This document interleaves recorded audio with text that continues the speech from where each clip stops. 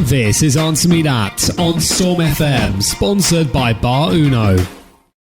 Hello and welcome to Answer Me That on Storm FM, your weekly source for useless information and the answers even to questions you can be bothered to Google. Basically, on this show, we answer you questions wherever they might be, and we try and get you to get involved in answering them as well.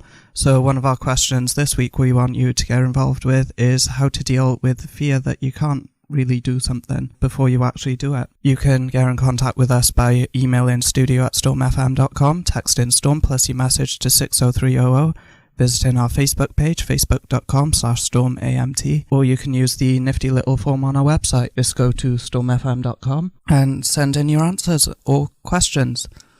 This week we'll be telling you what the difference between emojis and emoticons are, what the mould on blue cheese is called, and how long does it have to grow before it's sold, and how many episodes of The Real Mr. Bean were there, not the animated series, and what was his girlfriend called.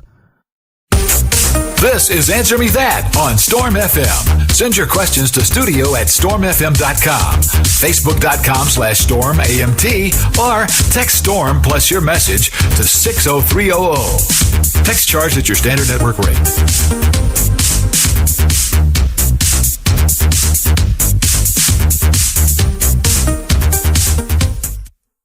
So our first question today is, how many Real Mr. Bean episodes were there, and what was his girlfriend's name?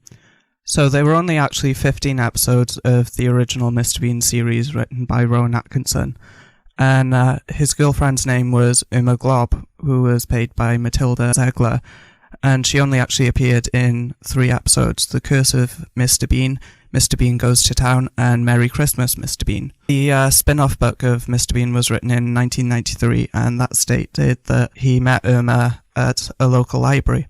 So the show only actually lasted from the 1st of January 1990 to the 15th of December 1995. That seems quite a long time for just 15 episodes. The original series of Mr. Bean also had 2 different minis. The original car Mr. Bean had was an orange 1969 BMC Mini MK2, but it was destroyed off-screen in a crash at the end of the first episode, so they had to go and find a replacement. Rather than finding one of the exact same kind, they actually went with a green 1976 Austin's Citroen with a matte black bonnet, which is the iconic car you can see in the animated series today or on the movie, which was released a few years ago, can't remember now. But anyway, that's how many Mr. Bean episodes there were, and that's his girlfriend's name, Uma Glob. So that was a relatively short answer, but next up we're going to go over what the mould in blue cheese is called, and how long does it have to grow before it can be sold. But before that, we're just going to tell you that if you've missed any of our past episodes, you can actually listen to them on answermethat.tk. There's also an RSS, so you can put it into your podcast app, whatever you're using, and download the episodes to listen to whenever you want. You can also get in contact with us via the website. It has all the links: studio@stormfm.com, Storm plus your message to 60300, the nifty little form, and our Facebook page. So don't forget to get in contact, and don't forget to tell us as well how you would deal with the fear that you can't do a really difficult thing just before you do it. That's going to be one of the last questions we answer today. This is Answer Me That on Storm FM. Send your questions to studio@stormfm.com, facebook.com/stormamt, or text Storm plus your message to 60300. Well, our next question is, what is the mould on blue cheese called, and how long does it have to grow before it's sold? So the mould's actually called penicillium, which quite obvious to some might be that it's used for the production of things like penicillin and other drugs, but it also grows on old bread, apples, pears, citrus fruit, and garlic, and is present in air and dust of indoor environments. So it's actually more common than just being on blue cheese, but for it to be sold in shops, it has to mature for at least 3 or 4 months before it can be sold. There you go, that's what the mould on blue cheese is called and how long it has to grow. Now, before Christmas, we had an email, a listener asking, how can you basically support someone in a long distance relationship over the Christmas period? Unfortunately, it came in after we finished. It's quite hard to do it long distance when you're not with someone or over a distance. The only way you can really do it is by talking to them online and things like that. If you're actually with them, you can try and distract them, take them out for a drink or go shopping or just have a day out, take their mind off things. It's difficult to say really how to support someone in a long distance relationship because you don't want to get too involved and you don't want to be telling them what to do, but at the same time you don't want to see them suffer. So the best way is probably just to talk to them like you would any other time. Maybe give them something to do, some music to listen to, or play some game online. There's plenty on Facebook. So the best way really to help your friend is keep getting involved with them. Let them know you're there and that you care. You're listening to Answer Me That on Storm FM. Don't forget to send your questions to facebook.com/StormAMT. So what is the difference between an emoji and emoticon? This came up in the Silk Road case because it was argued that having either of these in a forum post, in a text, in a message of any kind could change its meaning, and that can't be conveyed adequately or reliably orally because you can't really say winky face at the end and it mean the same as reading it with a winking face at the end or anything else for that matter. So they did try and argue this because it was originally omitted in all the evidence that any emojis or emoticons were in any of the messages, and it was decided that the jury should actually see the messages in their entirety in their written form so they could get the full meaning of it. So an emoticon is what we started off with, is the text-based medium. So when you use a semicolon and a bracket or a colon and a bracket and you use your text to make faces or different expressions and things, whereas the emoji was created in the 1990s by NTT Docomo, which is a Japanese communication company, and they constructed the word emoji, which translates loosely as a pictograph. What emojis are, they are the little pictures you can text to each other. When you text them, it can actually cost a lot more to send it because your network sends it, or can send it, and has traditionally, as an MMS rather than an SMS. So it can cost you over double the price of a standard text just by sending this. The two cases were actually covered in The Guardian and the New York Times not long ago. But yeah, the difference is an emoticon is what you would traditionally use, your text-based expressions, whereas your emoji is your little cartoons, which can cost you a lot of money if you don't think before sending it.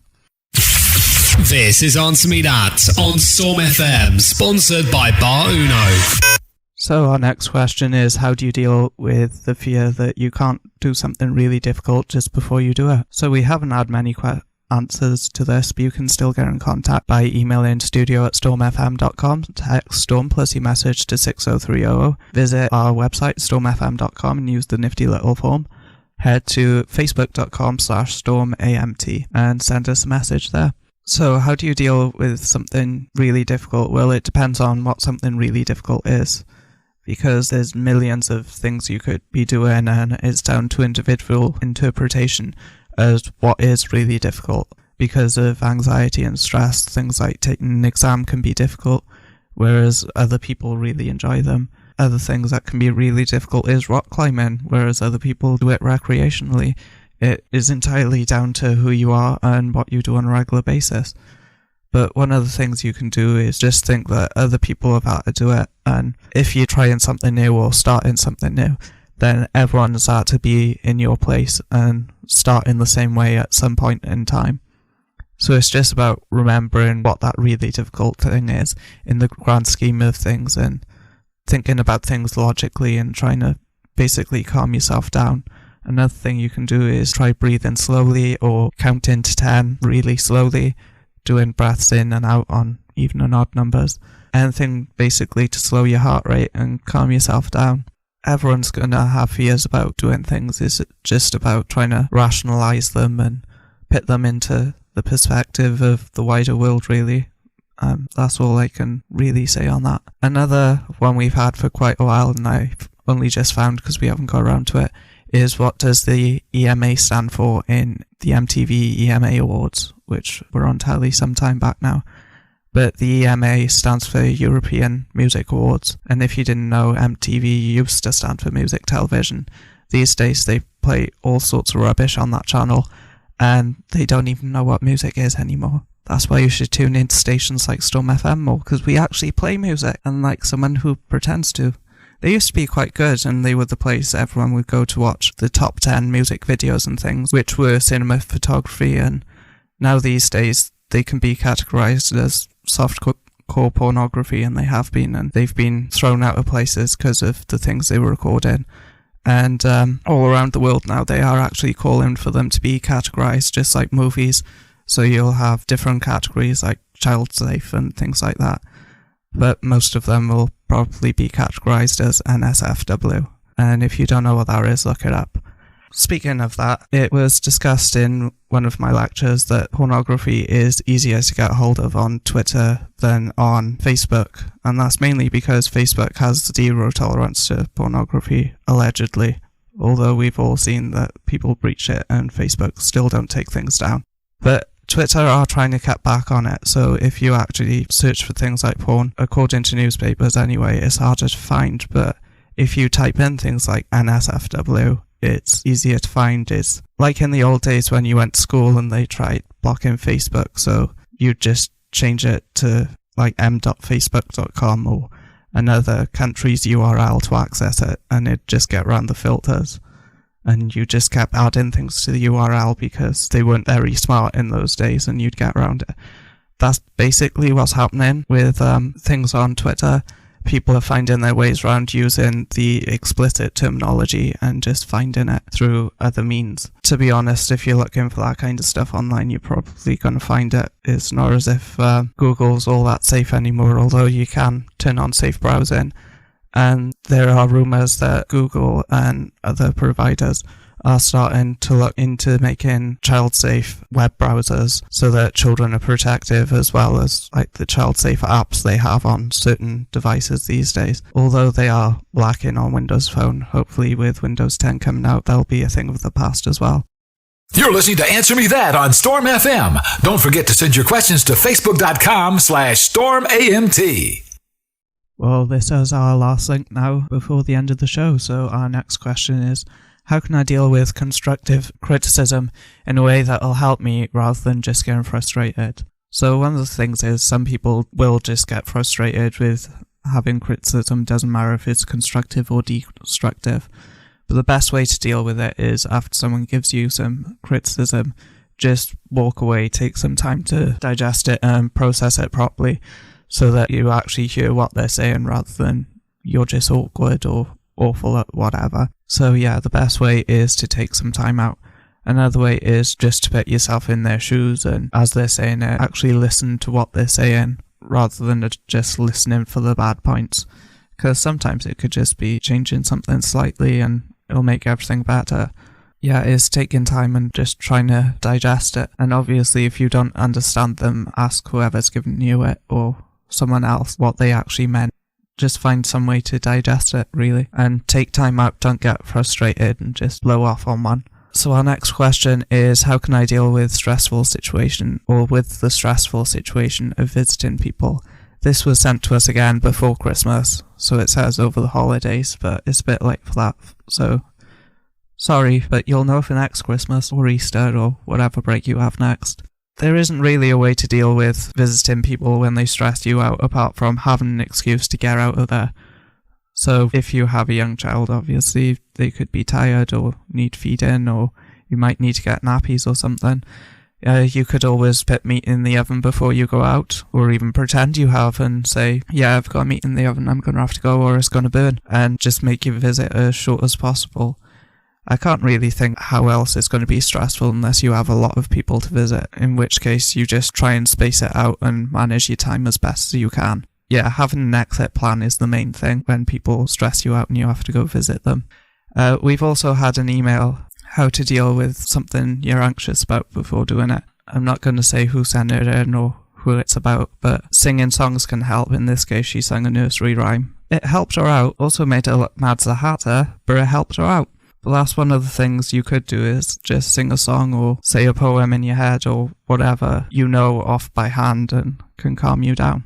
That's all we've got time for today, but don't forget we need your questions to make this show work, so send them in to studio@stormfm.com, text Storm plus your message to 60300, text charged at your standard network rate. Use the nifty little form on our website, stormfm.com. Go to facebook.com/stormamt and send us a message or comment there, or go to our website where you can listen to all our past episodes, including this one before next week, which is answermethat.com.